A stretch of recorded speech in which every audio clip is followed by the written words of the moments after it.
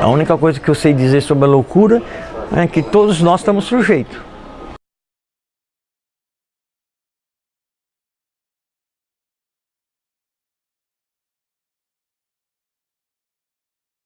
A loucura pode ser definida como distúrbio ou alteração mental caracterizada pelo afastamento mais ou menos prolongado do indivíduo de seus métodos habituais de pensar, sentir e agir. Com a Idade Moderna, surge um novo ideal de racionalidade, que consiste na exaltação da razão. A partir desta concepção, o louco acaba se tornando um sinal de contradição nestes meios, de modo que já não será tratado apenas como um erro, mas também como uma ameaça à razão. No século XVIII, quando a loucura deixa de ser apenas um erro ou ilusão para tornar-se uma ameaça, surge a internação como uma ilha dentro da própria civilização, cuja maior preocupação não seria talvez com a perturbação da mente do louco, mas sim com a perturbação que este poderia causar com seu modo de agir. Ó São Manel, tenha compaixão, tira nós todas desta prisão. Estamos todas de azulão, lavando o pátio de pé no chão. Lá vem a boia do pessoal, arroz cru e feijão sem sal. E mais atrás vem o macarrão, parece cola de colar balão. E mais atrás vem a sobremesa, banana podre em cima da mesa. E mais atrás vem as funcionárias, que são as putas mais ordinárias.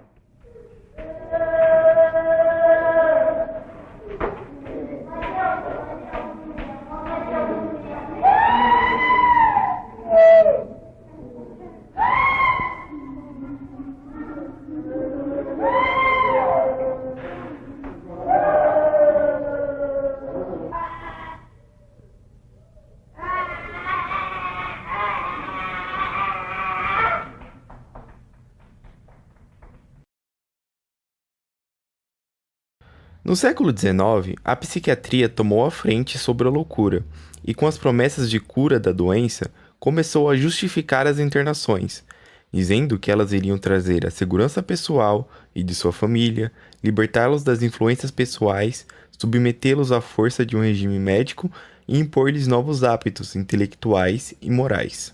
Então, na década de 70, eu nasci em 76, então eu não vivi, mas a gente sabe que era dessa forma. As pessoas levavam à força, levavam de forma coercitiva, todos os agentes aí sociais envolvidos aí poderiam levar e muitas vezes o psiquiatra ou a equipe de plantão era coagida a internar esses pacientes, ou pacientes entre aspas, né? Então havia muita situação, por exemplo, na ditadura de perseguidos políticos de serem internados em manicômios. Então meio que se forjava uma doença mental, frequentemente inexistente, para justificar era um aprisionamento disfarçado, né? Então havia isso também, ou seja, o sistema de saúde mental estava completamente à mercê e sem regulamentação nenhuma, sem legislação que regulasse essas portas de entrada, regulasse essa questão do direito, completamente sem transparência, agindo na obscuridade mesmo, assim, né?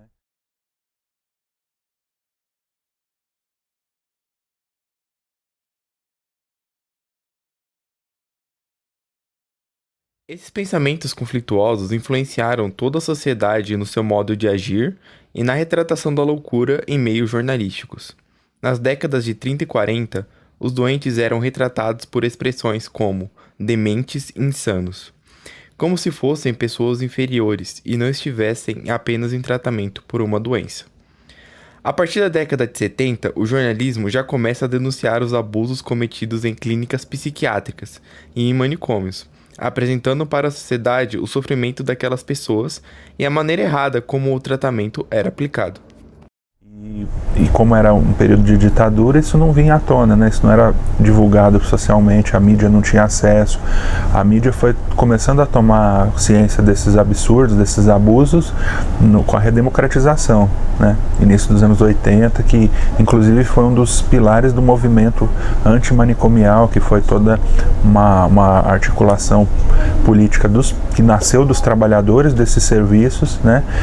Contra essa proposta, contra esse cenário de violação, de violência, de exclusão que a gente conviveu, né?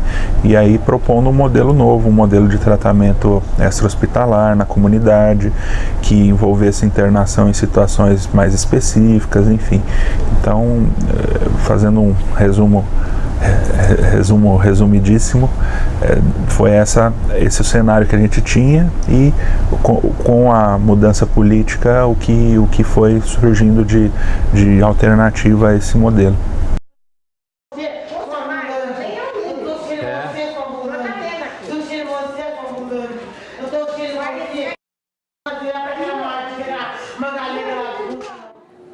Hospitais psiquiátricos, que eram basicamente depósitos de pessoas, foram muito comuns no Brasil durante boa parte do século XX. Um deles, o Complexo Hospitalar do Juqueri, em Franco da Rocha, foi inaugurado em 1898 e chegou a abrigar 16 mil pacientes nos anos 70.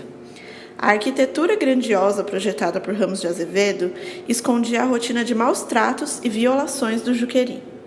Por ser uma época que não tinha medicações e o tratamento era essa forma de bater e torturar o paciente, nenhum paciente escapava. Não, eu tenho corte na cabeça de 32 pontos, tenho um de 34, tenho a perna inteira queimada, corte de facada. Então essas coisas eram normal. Walter Farias viu os dois lados do hospital. Foi funcionário e também foi paciente. Escreveu em parceria com o jornalista Daniel Navarro o livro O Capa Branca, onde conta histórias que viveu no hospital. Eles falam assim, nossa, mas como que vocês viam tudo aquilo, aquela tortura, e vocês não agiam? É engraçada a vida, porque quando você começa a andar com um grupo de pessoas, se você começa a andar com um grupo de pessoas que mexem só com música, você não vai perceber, mas 15, 20 dias depois você está falando a mesma linguagem. Aquilo passa a fazer parte de você, entendeu? Pode naquele momento você sentir algum... Mesma coisa era dentro do Juqueri. A princípio a tortura, o sofrimento causava um certo espanto, com o tempo aquilo passou a ser corriqueiro, já não tinha mais.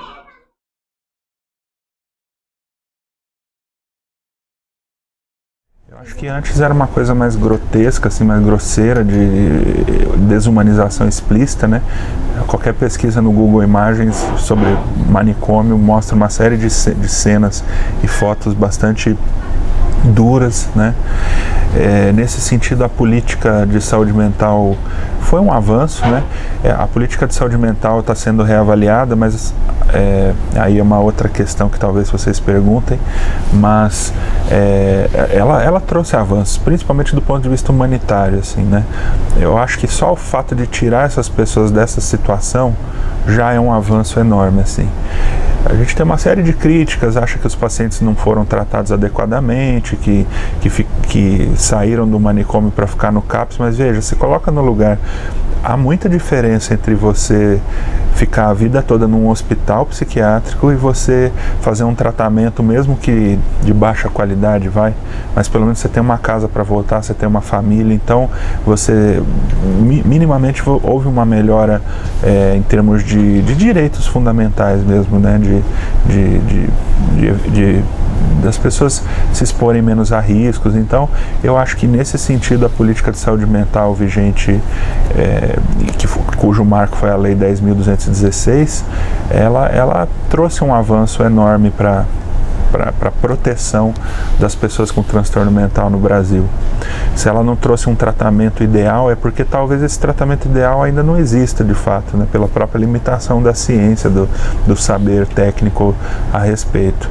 Então eu acho que que não dá para dizer que a política não foi vitoriosa. Eu acho que quem acha que ela não foi vitoriosa é porque ou não viveu aquela época, que era uma situação análoga de campos de concentração mesmo, né?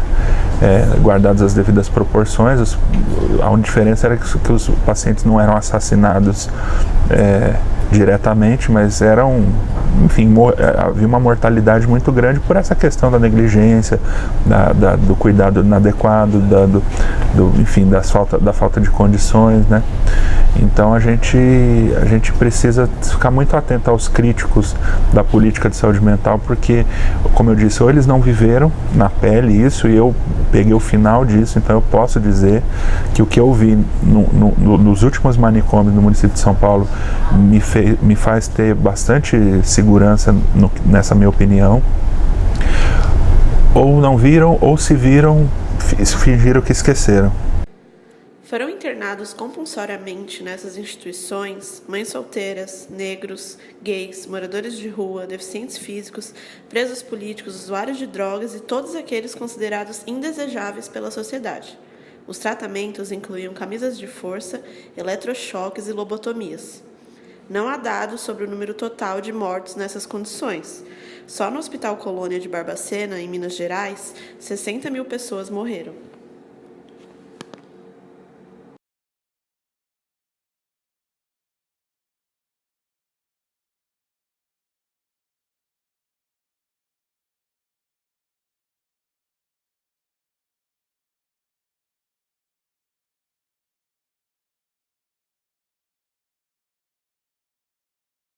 Sim, você quando está louco, existe, eu entendo, é claro que existe o profissional da área, ele define, ele sabe, mas eu defino, a grosso modo, só dois tipos de louco.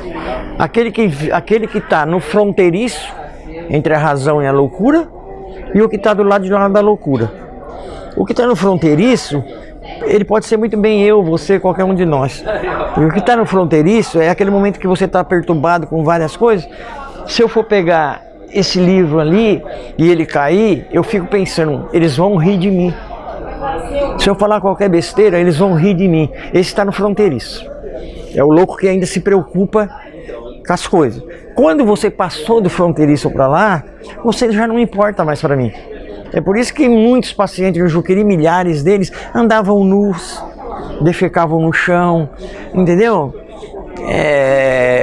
Muitos milhares deles tinham ereção. Ele não sabe, ele já passou do fronteiriço. Do fronteiriço para lá, você não é mais nada para ele. Nem você, nem ninguém. Você não é uma mulher para ele. Você não é um homem para ele. Você não é um perigo para ele. Tanto é que o paciente louco mesmo, ele toma murro, ele apanha, ele volta para o mesmo lugar.